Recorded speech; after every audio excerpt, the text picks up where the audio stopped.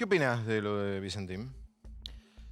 Yo la primera reflexión, no sé si vos hace un año, vamos a poner, tenías idea de que el Estado argentino le había prestado No, alrededor de no, 20.000 millones. Nadie tenía más remota no. idea. Y hubiera dicho que no. Es decir, eso fue una estafa. Entró, El Banco Nación. entró plata de la Argentina, del Fondo Monetario Internacional, y con la misma mano con la que la agarraron, le dieron un montón de plata que no entraría en este estudio a esta empresa. Nadie tenía más remota idea, no se discutía. Bueno, eso fue una expropiación también. Fue una expropiación de 20.000 millones de pesos. Fue una confiscación, un robo, una estafa, de la cual fue cómplice la gente que firmó ese préstamo a sabiendas de que no tenía garantía ni espalda para darlo, que casualmente es gente que había recibido un suculento aporte de campaña por parte de la misma empresa. Y la empresa, a pesar de tener esa plata, ese capital, llamó a concurso, cerró las puertas, puso en riesgo 5.000 puestos de trabajo, se quedó con plata de los productores. Entonces, lo primero que hay que decir es, hubo una estafa sideral con esa empresa. Lo más lógico es que el acreedor, en este caso el Estado, que además en un marco muy particular de lo que para mí es evidente que fue una estafa, que se está investigando cuál es el tipo penal que cabe, bueno, quiera garantizar que ese activo, que es de todo el pueblo argentino, no se pierda. Así que hay un primer tema que tiene que ver, que a mí me parece que siempre hay como una doble vara, ¿no? Cuando se tocan determinados intereses o algunos sectores sienten que le están tocando sus intereses, los temas aparecen como en primera plana. Pero nadie tenía idea de lo que había pasado 12 meses antes, que fue una barbaridad. Dicho esto, desde luego a mí me parece que es muy importante que no se siga concentrando el mercado de los alimentos. Esta es una segunda reflexión. Digamos, el mercado de granos en la Argentina está controlado por 4 o 5 grandes multinacionales, Cargill, Dreyfus, etc. Y esta empresa muy probablemente iba a ser absorbida por Glencore o por alguno de los jugadores de ese mercado, lo cual genera un problema serio en la Argentina. Vos imaginate que si un país agroindustrial como el nuestro, o agrario, o explotador, como lo quiera llamar, no le puede dar de comer a su gente, que el Ministerio de Desarrollo Social no puede comprar comida porque Ahora te voy a no preguntar de eso. funciona, Ahora te voy a preguntar. no funciona la distribución de alimentos a nuestros hermanos más pobres que no tienen para comer. Si se nos mueren de hambre pibes en el Chaco salteño, literalmente de hambre. Bueno, algún problema con el sector de alimentos hay. Entonces, a mí me parece muy bien buscar respuestas creativas, porque o creamos o erramos. Lo peor que se puede hacer es la inercia. A ver, yo coincido con vos en lo de los 20.000 millones de pesos. Además, en este programa fue uno de los primeros donde se habló del informe de Claudio Lozano en el mes de diciembre. Nos sorprendimos, como creo que casi todo el mundo, cuando el 4 de diciembre Vicentín dijo, listo, hasta acá llegué.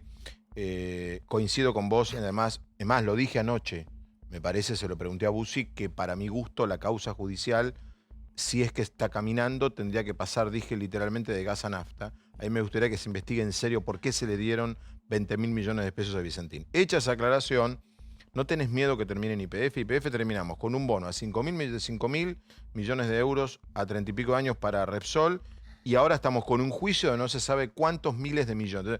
¿No tenés miedo que Vicentín termine dentro de 5 años otro periodista y otro entrevistado debatiendo si a los dueños de Vicentín le vamos a pagar un bono de 2.000 millones de dólares? Bueno, yo no soy ¿Tienes un miedo a experto eso? en finanzas. Vos sos abogado. No soy un experto en finanzas internacionales. No tengo miedo de eso. Tengo miedo de que la gente se muera de hambre. Digamos, tengo miedo de otra cosa. Sí, está bien, pero también se muere de hambre si el Estado paga, No, pero, a ver, ya con el método de hacer de cuenta que no pasa nada y no intervenir en una situación gravísima como es el desequilibrio del mercado alimentario en la Argentina, no fue mal. Entonces, yo no sé si esto va a salir bárbaro, pero lo que se venía haciendo funciona muy mal, pero no funciona muy mal solamente para los pobres. Cualquiera que va al supermercado, al almacén, se da cuenta de que acá hay un problema, porque si este país es pletórico en la producción de alimentos, de granos, etcétera, tendríamos que poder comer pan, tendríamos que poder tomar leche. Para vos el problema de alimentos es de producción o de distribución o de todo. O No, de las de dos todo. cosas. Hay un problema de todo tipo, porque la Argentina, digamos, el mundo, creo yo, ¿no? Está la naturaleza, está para compartirla y para tratar de poder disfrutar todos de un poquito de eso. Y cuando eso queda en una apropiación muy injusta y en un pensamiento únicamente orientado a la guita, al negocio, y no con un pensamiento o un espíritu de compartir, tenemos estas situaciones inexplicables de la racionalidad, que es que en el país de las vacas no se puede tomar leche y en el granero del mundo no se puede comer pan. Entonces, a mí me parece que hay que tratar de pensar creativamente. Creo que es importante pensar lo de Vicentín como esas oportunidades que dan las crisis también, esas oportunidades que dan los errores que se cometieron, como darle un préstamo de esta magnitud. Para reformar cosas Para profundas. reformar Entiendo cosas. el punto. Y además, Sí. a ver, ¿a quién se le hace daño? ¿A quién se le hace daño? Estoy buscando el celular porque hubo un comunicado esta noche de AEA y te lo pregunto como abogado. AEA ha dicho esta noche que no se puede, lo tengo acá, Sí.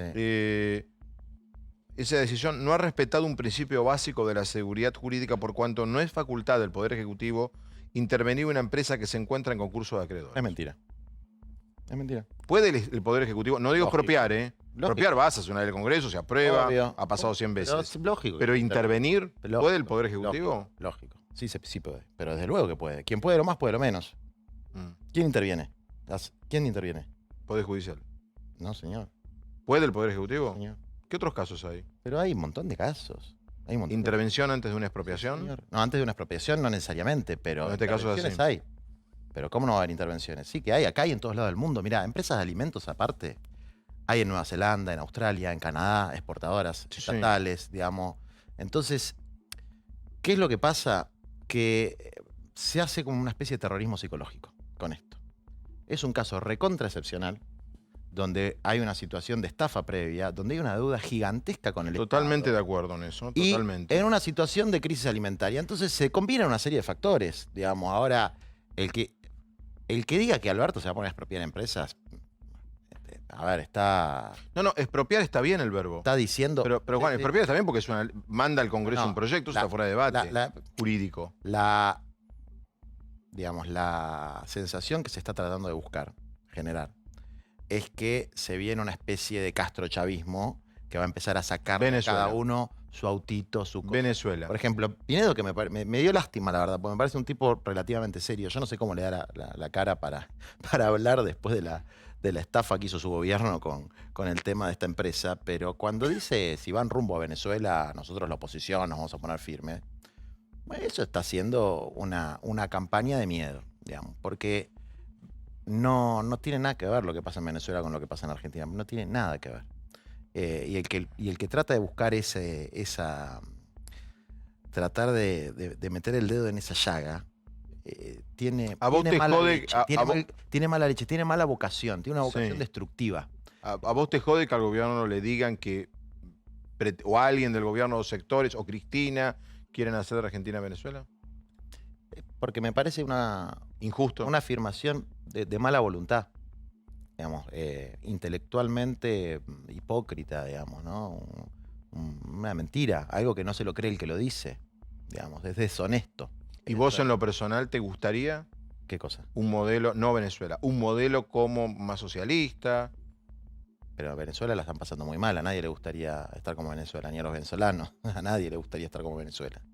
No, lo que a mí me gustaría, y yo creo que a mucha gente le gustaría, es un modelo donde el Estado garantice los derechos sociales elementales, el acceso a la tierra, al techo, al trabajo, a la alimentación, y eso desde luego implica cierto nivel de actividad de lo público, de lo común, para garantizar estos derechos, como pasa en todos los países que los Pinedo de la vida dicen admirar, digamos, como pasa en Alemania, donde una cantidad impresionante de empresas son públicas y donde una cantidad importante incluso de los edificios donde viven los trabajadores son propiedad estatal que se alquilan, digamos, ¿no? Entonces, ¿por qué? Porque nosotros tenemos una constitución.